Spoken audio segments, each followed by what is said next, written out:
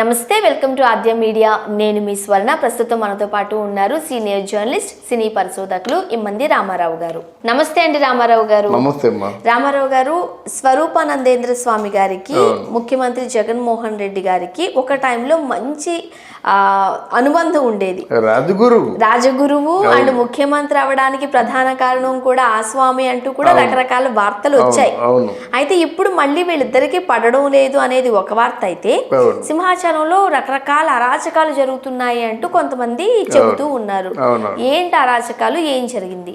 మనకి దేవుళ్ళలో ఆది దేవుడు సింహాచల అంటే వరహ నరసింహస్వామి మాట. ఆది దేవుడు, ఆ స్వయంభూ దేవుడు గనక సింహాచలానికి అంత ప్రసిద్ధి.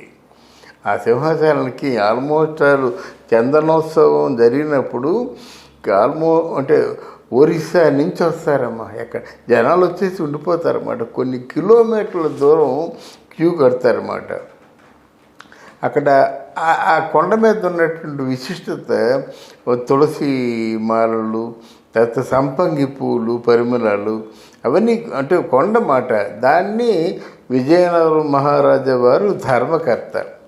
ఆ టెంపుల్ డెవలప్మెంట్ టెంపుల్కి ధర్మకర్తగా ఆనంద గజపతి గారు ఉండేవారు. దాని తర్వాత అశోక్ గజపతి గారు ఉంటున్నారన్నమాట. ఈ టెంపుల్కి చందనోత్సవం అంటే కొన్ని మణుగులు చందనం స్వామి మీద ఉంటుందన్నమాట. వరాహ నరసింహస్వామి మీద కొన్ని మణుగులు ఉంటుంది. అదంతా ఒలుస్తారన్నమాట. ఒలిస్తే ఎందుకు వస్తారంటే, ఆ చందనోత్సవం ఒలిచినట్లయితే అది అందరికీ పంచి పెడతారు ఒకటి. రెండవది ఏంటంటే, స్వామి నిజరూప దర్శనం జరుగుతుంది ఆ రోజు.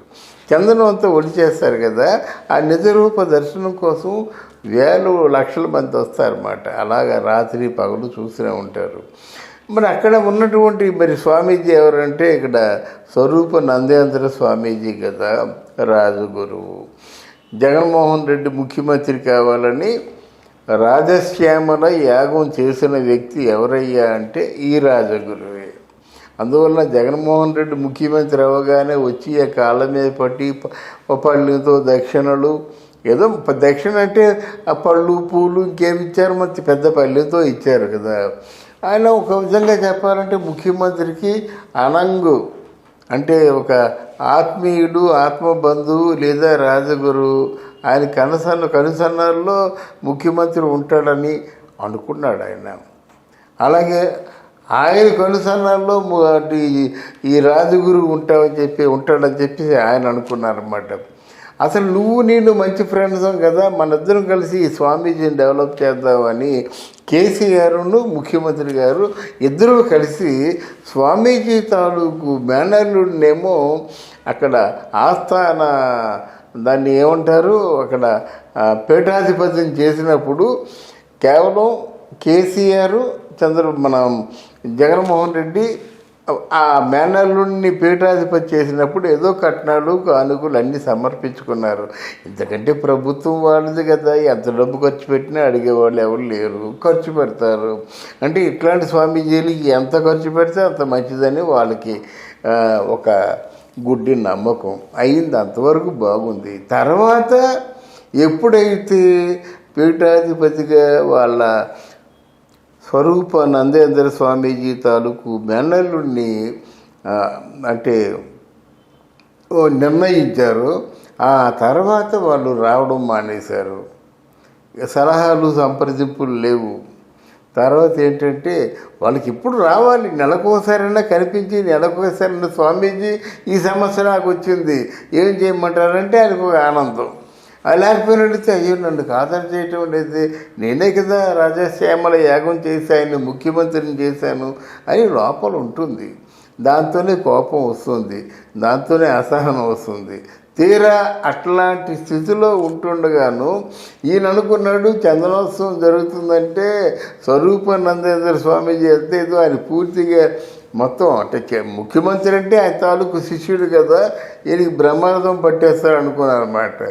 ముఖ్యమంత్రి ఆయన శిష్యుడు అయినప్పుడు కూడా అక్కడ ఉండేవారు ఎవరు, వాళ్ళ శిష్యులు కదా, కాదు కదా. అందువల్ల ఆయన్ని అనుకున్నంత ఆదరణ లేదు. కొంచెం ఆగండి స్వామికి అంటే క్లియర్ చేసి పంపిస్తా అనేసరికి ఆయన కోపం వచ్చింది. తర్వాత వచ్చిన వాళ్ళందరూ మామూలుగా పేదవాళ్ళు వస్తారన్నమాట అక్కడికి.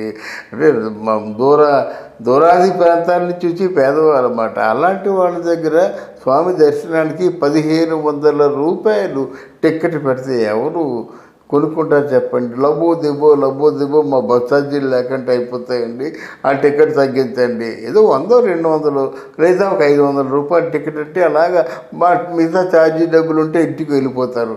అలా కాకుండా 1500 టికెట్ అంటే ఓ ముగ్గురు వస్తే 3 15 5,000 రూపాయలు. ఇది ఎక్కడ గొడవ? ఓ నెల జీతం 5,000 రూపాయలు వాడికి. వాళ్ళు ఎందుకు బస్సులో వస్తారు, బస్సులో వచ్చేవాళ్ళు 50 రూపాయలు బస్ ఛార్జ్ అయినట్టయితే అక్కడేమో కొండ మీద 100 రూపాయలు అయినట్టయితే మళ్ళీ 50 రూపాయలతో వెళ్ళిపోతారన్నమాట. అంటే 200 రూపాయలు, ఖర్చుకొక 50 రూపాయలు అలాగే ఉంటుంది. ఎందుకంటే సాయంత్రం మధ్యాహ్నం పూట పులిహోర పెడతారు, ఫ్రీ భోజనం పెడతారు. అలాగా ఖర్చుకొని దాచుకుని డబ్బులన్నీ టికెట్ ఇచ్చేమంటే ఎలాగవుతుంది? గోలు పెట్టేశారు. వాళ్ళు చూస్తుంటే మతిపోయింది. కిలోమీటర్ల తరబడి నిల్చున్న వాళ్ళందరూ ఎలాగా ఎండ కొనలేకపోతున్నాం. ఏదో విధంగా ధర్మ దర్శనం ఇప్పించాను బాబు, మీ డబ్బులు కట్టుకోలేమంటుంటే ఎప్పుడు మీకు స్పెషల్ దర్శనం కావాలంటే 1500 రూపాయలు, లేదంటే ఇవాళంతా ఉండవలసిందే అనేసరికి భక్తులు తిరగబడ్డారు అన్నమాట. భక్తులు ఎప్పుడైతే తిరగబడ్డారో ఈయన కూడా ఆగ్రహం వచ్చింది. వచ్చిన తర్వాత అధికారులు పిలిచి చెప్పాడన్నమాట, ముందు భక్తులకి ఆ దర్శనం కలిగించండి అని చెప్పి. అంటే భక్తులకి ముందు దర్శనం కలిగించండి అంటే మాకు కూడా దర్శనం ఇవ్వండి అని చెప్పడం కదా. అటు భక్తులకి దర్శనం లేదు, ఇటు స్వరూపానందేంద్ర స్వామి కూడా దర్శనం లేకపోతే అప్పుడు చిట్టా ఇప్పాడన్నమాట. మీ అధికారులు ఎవరి దగ్గర పనిచేస్తున్నారు, మీ గవర్నమెంట్ ఎవరు, ఆ గవర్నమెంట్ రావడానికి కారణం ఎవరు? నేనే కదా కారణం, నేనే కదా ముఖ్యమంత్రిని చేశాను, నేను చేసిన ముఖ్యమంత్రి ఇంత అసర్మంగా ఉండవలసిన అవసరం లేదు. మన ధర్మం 4 పాదాలతో నడాలని చెప్పేసి మామూలుగా ఆధ్యాత్మికంగా మాట్లాడడం జరిగినప్పుడు ఏమైనా పంపించారా? మీరు మాట్లాడితే మాట్లాడండి, కానీ మనకి ఏం చేస్తాం? జనం వచ్చి పడిపోతున్నారు.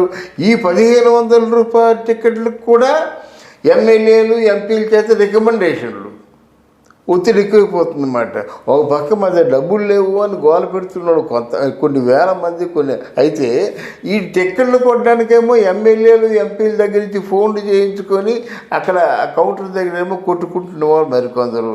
అంటే దేవుడి గుడికి వచ్చి ఇన్ని కష్టాలు పడడం అది న్యాయమా చెప్పండి? అంటే దేవుడు అంటే ఇంత కష్టంగా చూడాలా? దేవుడిని ఇష్టంగా చూడాలి కానీ కష్టంగా చూడాలని ఎవరు అంటారా? స్వరూపానందేంద్ర స్వామీజీకి తెలీదా? ఆయన చెప్పాలి కదా, ఓపెన్గా స్టేట్మెంట్ ఇవ్వాలి కదా. అక్కడ మామూలు మాట్లాడితే ఎలాగవుద్ది అని అంటే స్టేట్మెంట్ ఇవ్వాలి. ఇలాగ తిరుపతిలో అలా పెంచేశారు రేట్లు. తిరుపతిలో ఏమైంది? ఒక 100 రూపాయల గది రామ్ బగీచా ఈరోజు 1700 రూపాయలు చేశారు. అప్పుడు ఊరుకున్నారు స్వామీజీలు అందరూ. ఇట్లాంటి ధార్మిక వ్యవహారాల్లో ఏదైనా అవతాకలు జరిగినట్టయితే వాళ్ళు వచ్చి చెప్పారు, ఇలా చేయకూడదయ్యా, ధార్మికంగా రూమ్కి 100 రూపాయలు తీసుకోండి, అంతేగాని మీ 1500. ప్రభుత్వాధికారులతో సన్నిహితంగా ఉంటే ఒకలాగా, వాళ్ళతో పడకపోతే ఇంకోలాగా ప్రవర్తిస్తున్నారు స్వామీజీలు అంటూ కూడా విమర్శలు ఉన్నాయి కదా. అంటే స్వామీజీ ఏంటంటే భక్తుల్ని ప్రభుత్వాధికారులు ఎప్పుడైతే నిలదీశారో, వాళ్ళు అడ్డుకున్నారో కోపం వచ్చిందమ్మా. అంటే వాళ్ళకి కావాల్సింది డబ్బు చేసుకోవడం కావాలి అంతే. Right, thank you so much. Thank you అమ్మా, థ్యాంక్ యూ వెరీ మచ్.